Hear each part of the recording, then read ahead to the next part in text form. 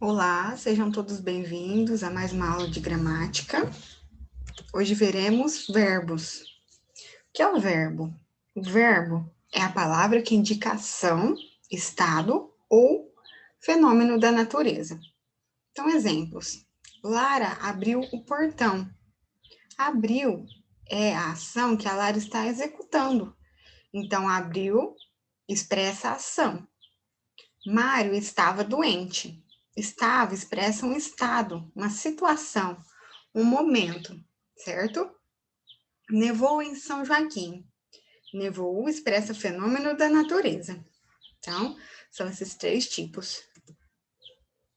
E aí, o verbo, eles podem flexionar em número, pessoa, modo, voz e tempo. Ou seja, podem mudar. Em número, singular, plural, em pessoa. Primeira, que é aquela que fala, eu e nós. Segunda, que é aquela com quem se fala, tu e vós. E terceira, que é aquela de quem se fala, ele, eles, ela e elas. O modo pode aparecer no indicativo, subjuntivo e imperativo. A voz pode ser ativa, passiva e reflexiva. Tempo pode ser passado, presente e futuro. Número pessoa, do verbo estudar.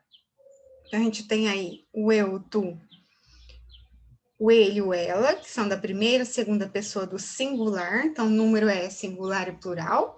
E a pessoa é a primeira, segunda e terceira, tá? Então, o nós, o vós, o eles e elas são a primeira, segunda e terceira pessoa do plural. Então, ficaria assim.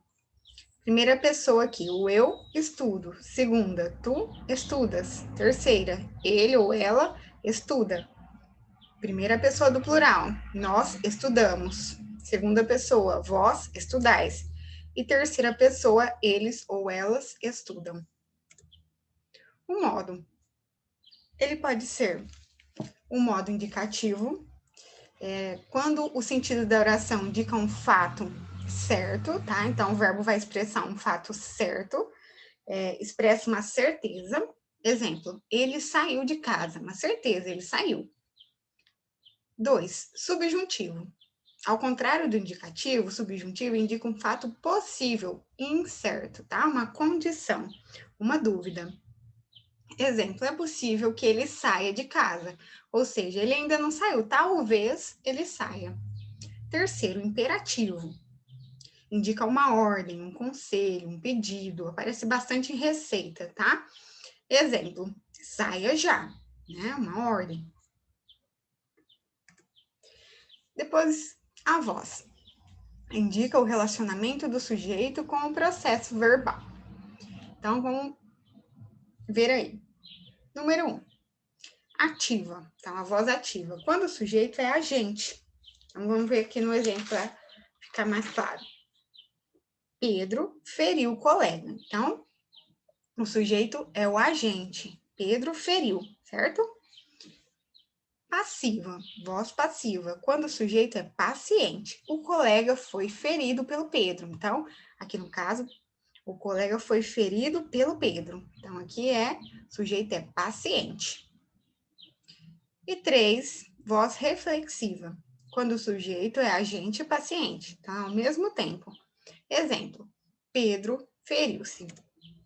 Depois o tempo. Temos o tempo. Indica o momento em que se dá o fato expresso pelo verbo. Os 3 básicos são o passado, o presente e o futuro. Primeiro a gente tem os tempos do modo indicativo. Os tempos verbais que existem no modo indicativo. Presente, pretérito imperfeito, pretérito perfeito, pretérito mais que perfeito, futuro do presente e futuro do pretérito. Vou dar alguns exemplos. No presente é um fato atual, que está acontecendo no momento. Ele anda de bicicleta. Então, o verbo andar, né, está acontecendo no exato momento que eu estou falando. Depois, o pretérito imperfeito. É um fato do passado que não foi completamente completado. Então, um exemplo. Ele andava de bicicleta. Tá? Ele não terminou. Agora, o pretérito perfeito é um fato do passado que foi totalmente completo. Tá? Ao contrário do imperfeito. Então, ele andou de bicicleta. Ele completou, tá? A ação. Pretérito mais que perfeito. Expressa um fato ocorrido antes de outro fato já terminado. Então, é o passado do passado, certo? Então, um exemplo aí. Ele estudara quando a mãe chegou. Depois, futuro do presente. Enuncia um fato que deve ocorrer após o momento atual. Exemplo. Ele andará de bicicleta. Então, lá no futuro, né? E, por último, o futuro do pretérito.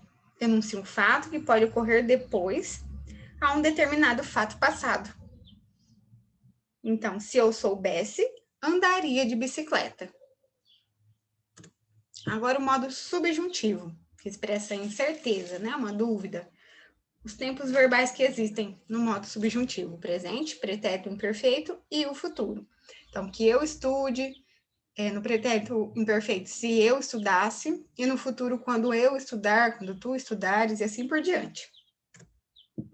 No modo imperativo, os tempos verbais.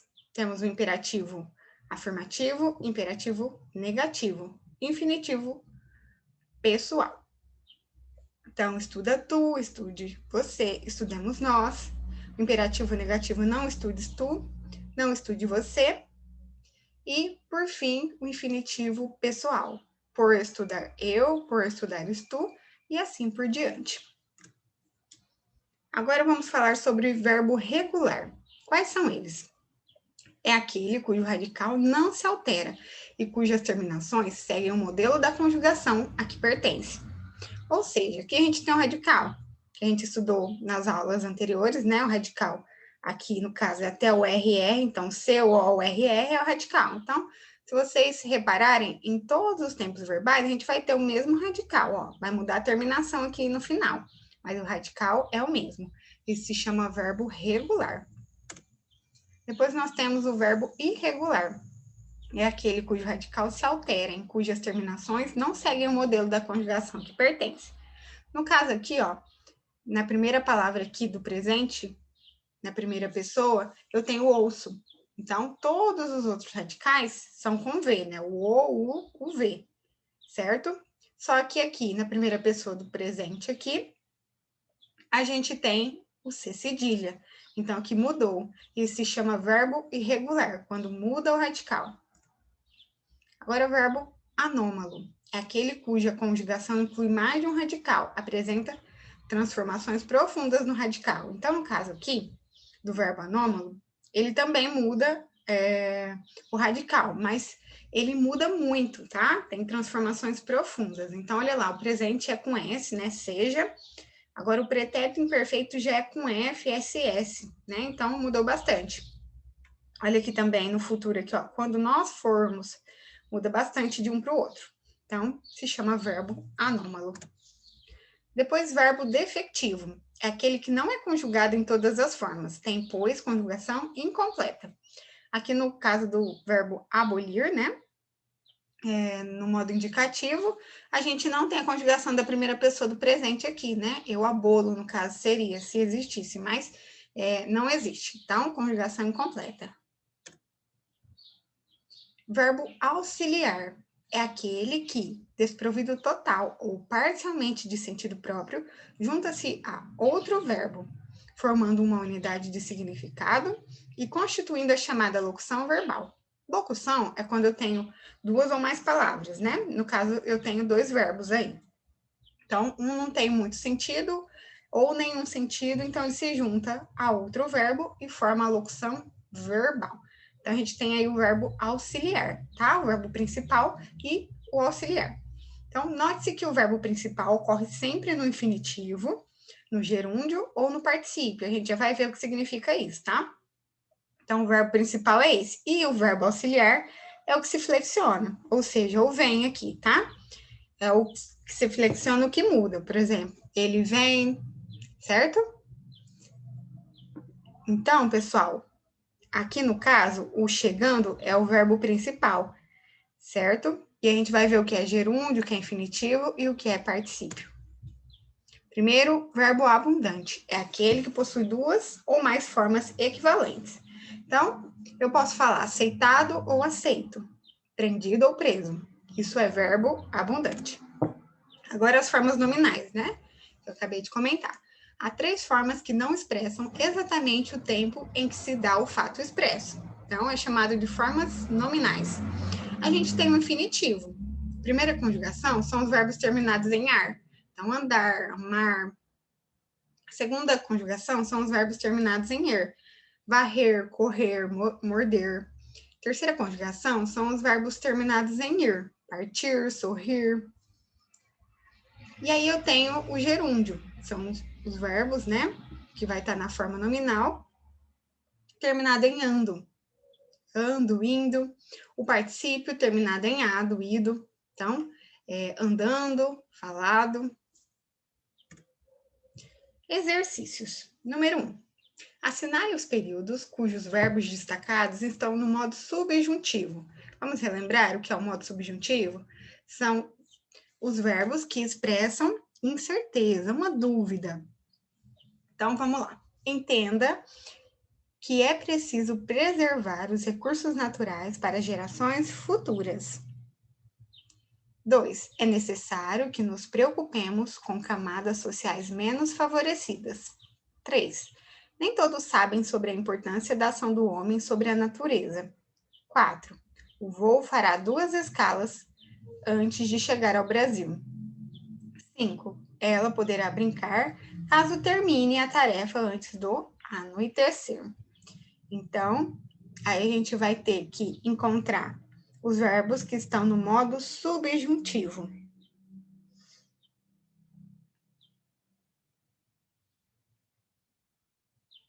E a resposta correta aí é a letra C. Verbo entender, entenda. O verbo do número 2 é necessário que nos preocupemos, né? Então, uma dúvida, ainda ele não está preocupado, né? Uma incerteza. E 5, caso ele termine. Então, resposta correta é a letra C. Próximo, assinale os períodos cujos verbos destacados estão no modo indicativo. E aí, agora ele vai expressar uma certeza, né? Os alunos entendem a importância da preservação dos recursos naturais para as gerações futuras. 2. Nós nos preocupávamos com a desigualdade social no país. 3. É importante que todos saibam sobre a importância da ação do homem sobre a natureza. 4. O voo fez 2 escalas antes de chegar ao Brasil. 5. Só poderei brincar quando eu terminar a tarefa. Então, quais questões aí, quais alternativas estão corretas? A alternativa correta é a letra D. 1, 2 e 4. Então, olha aqui, ó. Os alunos entendam, então é uma certeza, né? Depois, o 2, nós nos preocupávamos, então também é uma certeza, indica uma certeza. E por último, 4, o voo fez 2 escalas, então ele fez, também indica certeza. Resposta correta, letra D. 3. Assinale a alternativa em que estão devidamente classificadas as seguintes formas verbais. Chegando do trabalho, espero que já tenha terminado a lição de casa. Então, são os verbos que estão destacados aí de laranja, tá? E aí, aqui embaixo eu tenho um verbo que está na forma do verbo principal e o verbo auxiliar. Chegando, pessoal, lembra que eu falei para vocês que representa um gerúndio? No infinitivo ele não está, porque o infinitivo tem que terminar com ar, er ou ir, certo? Aqui, o primeiro verbo está no gerúndio, então só pode ser a letra D. E depois eu tenho o pretérito perfeito subjuntivo, que é o tenha, né? Que ele vai expressar aí um fato concluído, tá? Quando ele está no pretérito perfeito do subjuntivo. Então é isso, pessoal. Qualquer dúvida me manda lá pelo WhatsApp. Próxima aula teremos advérbio e preposição. Bons estudos aí e até a próxima aula.